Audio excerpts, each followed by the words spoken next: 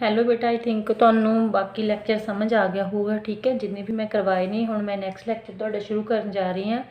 ਪਹਿਲਾਂ ਤੁਹਾਨੂੰ ਮੈਂ ਪ੍ਰੋਬਲਮ ਕੀ ਹੁੰਦੀ ਉਹਦੀ ਡੈਫੀਨੇਸ਼ਨ ਦੱਸੂਗੀ, ਜਿਹੜਾ ਫਸਟ ਟੌਪਿਕ ਆ ਤੁਹਾਡਾ। First step in developing a program for particular problem is to identify. ਕੋਈ ਵੀ ਮਤਲਬ ਪ੍ਰੋਗਰਾਮ ਨੂੰ ਆਪਾਂ ਡਿਵੈਲਪ ਕਰਦੇ ਹਾਂ, ਸਭ ਤੋਂ ਪਹਿਲਾਂ ਆਪਾਂ ਨੂੰ ਇਹ ਪਤਾ ਹੋਣਾ ਚਾਹੀਦਾ ਵੀ ਉਹਦੇ ਵਿੱਚ ਸਮੱਸਿਆ ਕੀ ਆ, ਵੀ ਕੋਈ ਸਮੱਸਿਆ ਤਾਂ ਨਹੀਂ।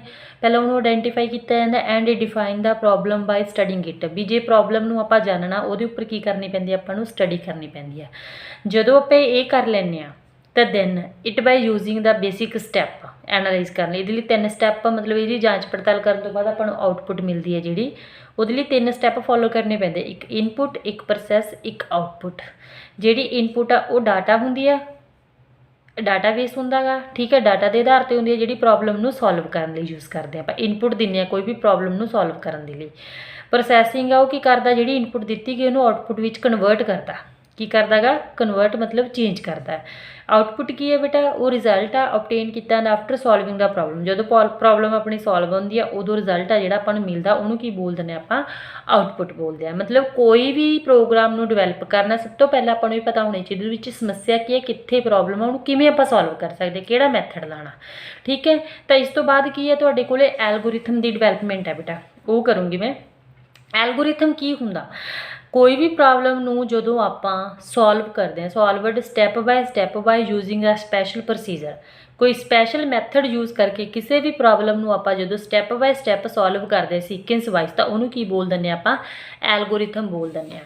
ਠੀਕ ਹੈ ਜੀ, ਅੱਗੇ ਪ੍ਰੋਗਰਾਮ ਦੀ ਮਤਲਬ ਐਲਗੋਰਿਥਮ ਬਾਰੇ ਆ ਗਿਆ ਤੁਹਾਡਾ। ਆਫਟਰ ਪ੍ਰੋਪਰਲੀ ਡਿਫਾਈਨਿੰਗ ਦਾ ਪ੍ਰੋਬਲਮ, ਜਦੋਂ ਆਪਾਂ ਪ੍ਰੋਪਰਲੀ ਢੰਗ ਨਾਲ ਪ੍ਰੋਬਲਮ ਨੂੰ ਡਿਫਾਈਨ ਕਰ ਲੈਂਦੇ, ਜਦੋਂ ਪਤਾ ਲੱਗ ਗਿਆ ਵੀ ਇਹ ਪ੍ਰੋਬਲਮ ਕਿੱਥੇ ਆ, ਤਾਂ ਡਿਟੇਲਡ, ਠੀਕ, ਉਹਦੀ ਡਿਟੇਲ, ਫਾਈਨਿਟ ਸਟੈਪ। ਫਾਈਨਿਟ ਦਾ ਮੀਨਿੰਗ ਹੁੰਦਾ ਨਿਸ਼ਚਿਤ, ਵੀ ਇੰਨੇ ਹੀ ਸਟੈਪ ਯੂਜ਼ ਕਰਨੇ, limited.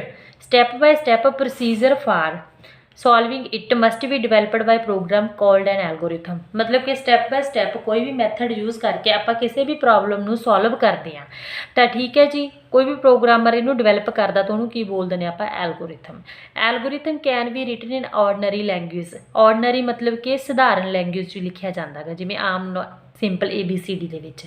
Using the formal procedure that lies between ordinary language and programming language.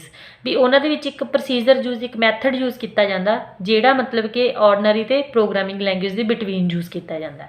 ਠੀਕ ਹੈ, ਅੱਗੇ ਆ ਗਿਆ but it can be easily converted into the program in any programming language. ਸੌਖੇ ਢੰਗ ਨਾਲ ਹੀ ਇਹ ਪ੍ਰੋਗਰਾਮ ਦੇ ਵਿੱਚ ਕਨਵਰਟ ਹੋ ਜਾਂਦਾ ਵੀ ਕਿਸੇ ਵੀ ਲੈਂਗੁਏਜ ਦੇ ਵਿੱਚ।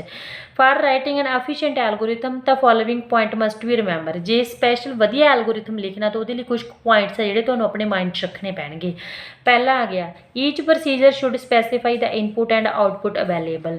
ਪਹਿਲਾਂ ਹਰ ਇੱਕ ਮੈਥਡ ਦੇ ਵਿੱਚ ਆਪਾਂ ਨੂੰ ਇਹ ਪਤਾ ਹੋਣਾ ਚਾਹੀਦਾ, ਸਪੈਸੀਫਾਈ ਕਰਵਾਉਣਾ ਚਾਹੀਦਾ ਇਨਪੁਟ ਕਿਹੜੇ ਅਤੇ ਆਊਟਪੁੱਟ ਕਿੱਦਾਂ ਦੀ ਆਪਾਂ ਨੂੰ ਮਿਲੂਗੀ। All the variable should be properly defined. ਜਿੰਨੇ ਵੀ ਵੈਰੀਏਬਲ ਉਹਦੇ ਵਿੱਚ ਯੂਜ਼ ਕਰਨੇ ਆਪਾਂ ਉਹ ਵੀ ਪ੍ਰੋਪਰ ਹੋਣੇ ਚਾਹੀਦੇ ਆ। ਜਿਵੇਂ ਆਪਾਂ 3 ਨੰਬਰ ਰੀਡ ਕਰਨੇ ਤਾਂ ਆਪਣੇ ਕੋਲ 3 ਵੈਰੀਏਬਲ ਡਿਫਾਈਨ ਹੋਣੇ ਚਾਹੀਦੇ, ABC 3 ਨੰਬਰਾਂ ਦੀ ਗੱਲ ਕੀਤੀ ਹੈ। ਠੀਕ ਹੈ, the flow of the program should be forward except for looping. ਕਹਿੰਦੇ flow of the program should be forward except for looping. Forward ਹੋਣਾ ਚਾਹੀਦਾ ਅੱਗੇ ਦੇ ਅੱਗੇ। ਲੂਪਿੰਗ ਹੁੰਦਾ ਵਾ ਤਾਂ ਕੋਈ ਵੀ ਚੀਜ਼ ਆਪਾਂ ਬਾਰ-ਬਾਰ ਰਿਪੀਟ ਜਿਹੜੀ ਆਪਣੇ ਆਪ ਦੇ ਵਿੱਚ ਪਰਫੋਰਮ ਹੁੰਦੀ ਇਟ ਸੈਲਫ ਹੁੰਦਾ ਗਾ। ਠੀਕ ਹੈ, indent should be properly placed so that can easily understood. ਵੀ ਜਿਹੜੇ ਕੰਟੈਕਟ ਆਪਾਂ ਇਹਦੇ ਵਿੱਚ ਯੂਜ਼ ਕਰ ਰਹੇ ਹਾਂ ਉਹ ਪ੍ਰੋਪਰਲੀ ਢੰਗ ਨਾਲ ਉਸੇ ਜਗ੍ਹਾ 'ਤੇ ਪਲੇਸ ਹੋਣੇ ਚਾਹੀਦੇ ਵੀ ਈਜ਼ੀਲੀ ਅੰਡਰਸਟੂਡ ਹੋ ਜਾਣ। Documentation should be there but short and meaningful. ਜਿਹੜੀ ਆਪਾਂ ਲਿਖੀ ਹੈ ਚੀਜ਼ ਉਹ ਛੋਟੀ ਹੋਣੀ ਚਾਹੀਦੀ ਪਰ ਉਹਦਾ ਕੋਈ ਨਾ ਕੋਈ ਡਾਕੂਮੈਂਟੇਸ਼ਨ ਮਤਲਬ ਕਿ ਉਹ ਮੀਨਿੰਗਫੁਲ ਹੋਣਾ ਚਾਹੀਦਾ, ਅਰਥਫੁਲ ਹੋਵੇ। ਯੂਜ਼ ਸਬ ਪ੍ਰੋਗਰਾਮ ਔਰ ਸਬ ਰੂਟੀਨ ਵੈਨ ਐਵਰ ਰਿਕੁਆਇਰਡ। ਜਦੋਂ ਆਪਾਂ ਨੂੰ ਜ਼ਰੂਰਤ ਆ ਵੀ ਉਹਦੇ ਅੱਗੇ ਪਾਰਟਸ ਬਣਾ ਲਓ। ਠੀਕ ਹੈ ਜੀ, ਕੰਪਿਊਟਰ ਸਾਇੰਸ ਜਿਹੜਾ nucleus worth stated that program ਕੀ ਹੁੰਦਾ ਇਜ਼ ਇਕੁਅਲ ਟੂ ਐਲਗੋਰਿਥਮ ਦੇ ਵਿੱਚ ਜਦੋਂ ਡਾਟਾ ਪਲੱਸ ਕਰਦੇ ਹੋ ਕੀ ਬਣ ਜਾਂਦਾ, ਪ੍ਰੋਗਰਾਮ ਬਣ ਜਾਂਦਾ। Algorithm is part of plan for computer program. ਠੀਕ ਹੈ, ਕੰਪਿਊਟਰ ਪ੍ਰੋਗਰਾਮ ਦੇ ਲਈ ਇੱਕ ਮਤਲਬ ਕਿ ਪਲਾਨ ਆ। Algorithm is an effective procedure for solving the problem in finite number of step. ਮਤਲਬ ਜਿਹੜੇ ਸਟੈਪ ਉਹਦੇ ਵਿੱਚ ਨਿਸ਼ਚਿਤ ਹੁੰਦੇ ਨੇ ਵੀ ਉਹਦੇ ਲਈ ਇੱਕ ਮੈਥਡ ਹੈ, ਇੱਕ ਸਪੈਸ਼ਲ ਮੈਥਡ ਆ ਜਿਹੜਾ ਕਿਸੇ ਵੀ ਪ੍ਰੋਬਲਮ ਨੂੰ ਸੋਲਵ ਕਰਨ ਲਈ ਯੂਜ਼ ਕੀਤਾ ਜਾਂਦਾ। It is effective which means that an answer is found and it has finite number of steps। ਇਹ ਪ੍ਰਭਾਵਸ਼ਾਲੀ ਹੋਣਾ ਚਾਹੀਦਾ ਆਨਸਰ ਜਿਹਦੇ ਵਿੱਚੋਂ ਆਪਾਂ ਨੂੰ ਮਿਲ ਵੀ ਜਾਏ, ਪਰ ਇਹਦੇ ਜਿਹੜੇ ਨੰਬਰ ਹੁੰਦੇ ਨੇ ਉਹ ਫਾਈਨਾਈਟ ਸਟੈਪ ਹੋਣ, ਮਤਲਬ ਨਿਸ਼ਚਿਤ ਰੂਪ ਵਿੱਚ ਹੋਣੇ ਚਾਹੀਦੇ ਆ। ਇਹ well designed algorithm will always provide a answer, ਮਤਲਬ ਕਿ ਵਧੀਆ ਆਨਸਰ ਮਿਲਦਾ। It may not be the desire answer but there will be an answer, ਵੀ ਜਿਹੜਾ ਆਪਾਂ ਚਾਹੁੰਦੇ ਆ ਆਪਾਂ ਨੂੰ ਉਹ ਆਨਸਰ ਨਹੀਂ ਪ੍ਰਾਪਤ ਹੁੰਦਾ। ਕਈ ਵਾਰੀ ਆਨਸਰ ਤਾਂ ਆਪਾਂ ਨੂੰ ਮਿਲ ਜਾਂਦਾ ਪਰ ਉਹ ਚੀਜ਼ ਵਧੀਆ ਨਹੀਂ ਹੁੰਦੀ ਗੀ, ਠੀਕ ਹੈ। ਅੱਗੇ ਆ ਗਿਆ ਆਪਣੇ ਕੋਲ character sketches of algorithm. Algorithm must satisfy the following criteria. पहला अपने को आ गई input, there are 0 or more value which are externally supplied as input, भी आप इनपुट के 0 भी आ चाहे तो ज़्यादा वैल्यूज़ भी सप्लाई कर सकते कि इनपुट के आधार पर एक्सटर्नली तौर पर बाहरले तौर पर। Output at least 1 value is produce as output, एक वैल्यू तो आउटपुट के होगी मतलब आपको एक रिजल्ट मिलूगा। डिफाइनेटनेस की होंगी है, ईच स्टैप मस्ट भी क्लीयर एंड अनएम्बिजियस, अंडरस्टैंडेबल होना चाहिए, साफ तो अंडरस्टूड, क्योंकि जो अनएम्बिजियस जिसका मीनिंग होंगे बेटा that the same step must not be repeated again, मतलब जिहदी चीज़ की आपां नूं जरूरत नहीं होनी दोबारे रिपीट नहीं होना चाहिए। Finiteness, if we trace the step of algorithm then for all the cases the algorithm must terminate after a finite number of step, भी जिन्ने अपने मतलब कि उदां दे ही स्टैप फॉलो करने चाहिए भी जिन्नियां दी आपां नूं जरूरत है, भी ज़्यादा नहीं करने चाहिए। Effectiveness, each step must be sufficiently basic that it can in principle be carried out by person using only paper and pencil, each step must be not only definite but also भी feasible, कहते भी मतलब ये आपां नूं सिर्फ paper ते pencil की ही यूज़ करनी पैंदी है, ठीक है, एक परसन के द्वारा ही लिखिया जाता गा। ये की होंदा गा भी स्टैप आ जिहड़े डेफिनेट नहीं होंदे तां भी वो फीसीबल है सोल्यूशन, बट आलसो भी फीसीबल होना चाहिए वो, ठीक है, भी उसकी स्टडी होवे अंडरस्टैंडेबल होवे। ये इत्थे जगह ते तुसीं अंडरस्टैंड लिख सकते हो, ठीक है। नैक्सट बेटा की फीचर्स ऑफ एल्गोरिथम आ, कोई भी एग्जाम्पल लैनी है भी कि मैं एल्गोरिथम नूं सॉल्व करना। कोई कैटल लेती है does not contain a water, वो जेकर पानी नहीं हैगी तो then fill the kettle, fill करो कैटल नूं, पहला फिल आ सॉरी फाइल लिखा हुआ इन्हों का इतने फिल आऊगा FI।